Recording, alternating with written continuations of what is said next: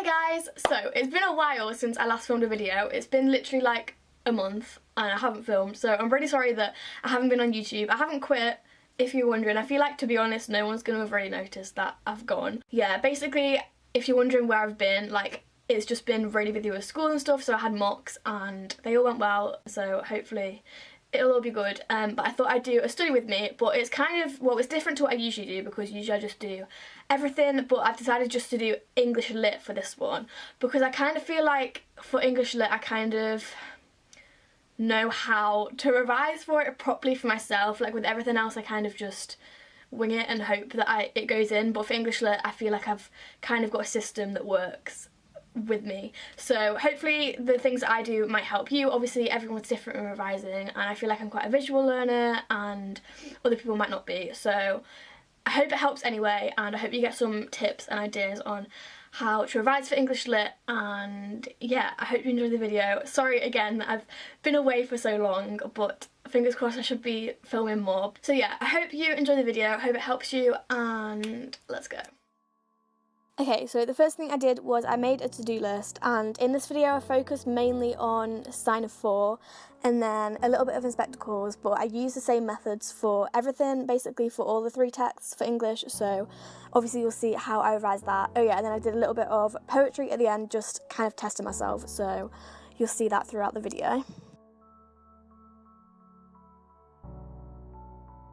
So I started with the sign of 4, which is probably my least favourite text just because I'm not very good at it out of all 3 of them. But what I've been doing for the sign of 4 is my mum actually got me this exercise book. I got her to steal it from work because she's a teacher, so but I've basically just been writing notes on every single chapter. So as you can see, if like I flick back, I've done every single chapter up to chapter 7. So I've just been doing that from the revision guide, and I did this for Macbeth, but I used the Mr. Bruff videos because he had literally every single scene and every single act in Macbeth, but he doesn't have that for the sign of 4, so I've just been doing it from the revision guide. But there's literally only like 12 chapters or something, so it definitely didn't take as long as all the scenes in Macbeth, but I just find it really helps. And it might seem a bit pointless just basically writing out what the revision guide says, but like I said at the start, I feel like I'm quite a visual learner, so writing it out in my own style and like in my own way, using my own colour scheme helps a lot more than just reading it out of the revision guide and testing myself. And also if you're writing it out again, it just goes into your head more rather than just reading it. So yeah, basically that's what I've been doing for the sign of 4, just to help me get my head around the actual story, but as well as like the language analysis and context and stuff within each chapter. Okay, so another tip I have for English is just to use the same colour scheme for literally everything you do. So I have like a set colour scheme that I use when I'm writing notes and making mind maps and stuff. So I use purple just for like key things that happen, so for the summaries and stuff, and then I use pink for key quotes or just any quotes, orange for context, which there isn't usually that much of, blue for any structure points, and what's the other one? Oh, yellow for like key themes or just titles. So I literally do that for every single thing that I do in English, so it just helps to get it to stick in my head a lot more. So after I've done about half an hour of the chapter review kind of things, which actually took me ages, like I only did 1 chapter in half an hour. I don't know why it took me so long. It was obviously, had a lot of information in that chapter, but I then moved on to a kind of different style of revising. So I just hate doing like the same thing one after another, like copying out of the revision guide. So I did it from a Mr. Bruff video instead, and I was doing a character review. So I did a mind map on Watson, and I basically just made notes on this, but like in mind map form. So I tried to split up the points into different sections, and yeah, I feel like his Macbeth videos were a lot better. Oh yeah, I'm guessing everyone knows who Mr. Bruff is. If you don't, he's basically an English, he's on YouTube and he does English videos for English revision. He's really, really good and really helpful. It's just a bit of a different way to revise than just like reading it and writing it out, but yeah, I do find his videos really helpful. And yeah, I don't think his sign of 4 ones are as good, but he does have like the main characters which have extra information than just out of the book, so yeah, it did help quite a lot.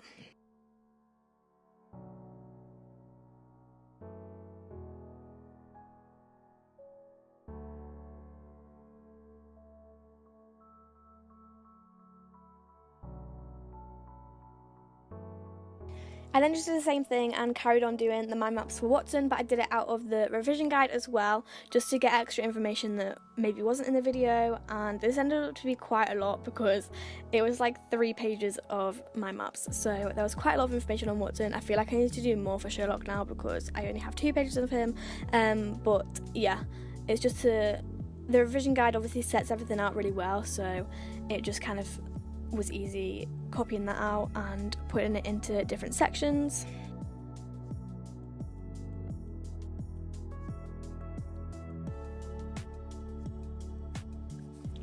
So then, to give myself a little bit of a break from just writing notes, I did one of the practice questions, which is in the revision guide, but it's after each section. They have loads of different practice questions, and obviously this wasn't a full essay answer, it was just a little paragraph kind of going over what I'd learned from making notes about Watson. So I did one about if he was a reliable or unreliable narrator in the novel, and it helps not just with lit. I think it's quite helpful for language, just kind of structuring how to do that sort of response style answer, and in language there's like one of the questions where you have to agree or disagree with a statement, so this question kind of helped with that. And obviously it just like went over what I'd learnt before. I'd definitely say practice some essays before you obviously do the exam, otherwise you're not going to know what it's like.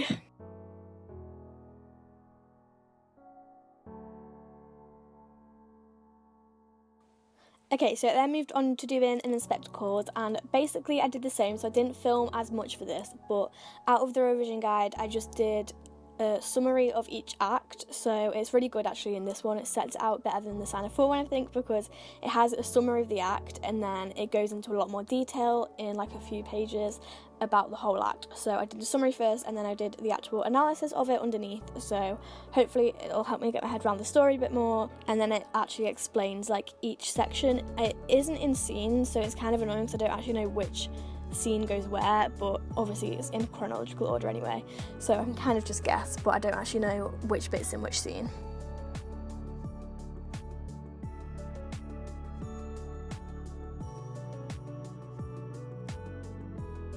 So finally I did some poetry, and I just filmed this bit to kind of show you how I'd set out my mind maps that I'd already done, because obviously I did these before.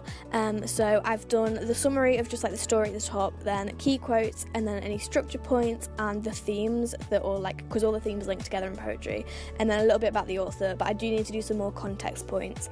But what I actually did today for revision was I kind of tested myself on these mind maps that I already had.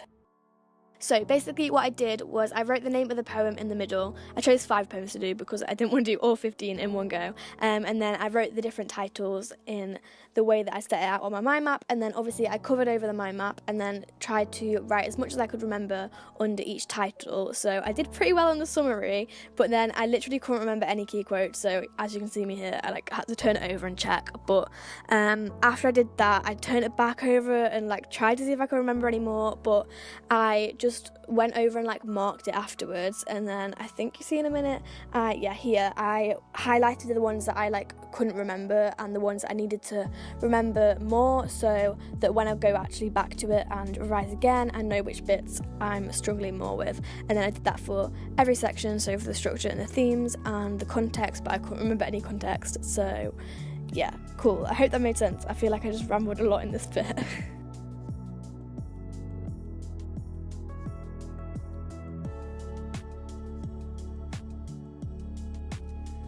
So that is all the English revision I did over the weekend. I forgot to say at the start, I didn't actually do this all in one day because that would be quite a lot for me to do just English in one day. So I'd like to split it up and do like different subjects. But if you would like to see any more actual subject-based study with me's, then comment down below what you'd like to see, or if you want to see just like a full-on revision day and which different subjects I do on one day, then also comment that down below. And I hope you're glad that I'm back on YouTube, and if you did enjoy this video, please give it a massive thumbs up as always, and also it'd be amazing if you could hit the subscribe button because we're pretty close to 600 subscribers at the moment, so I'm getting quite excited.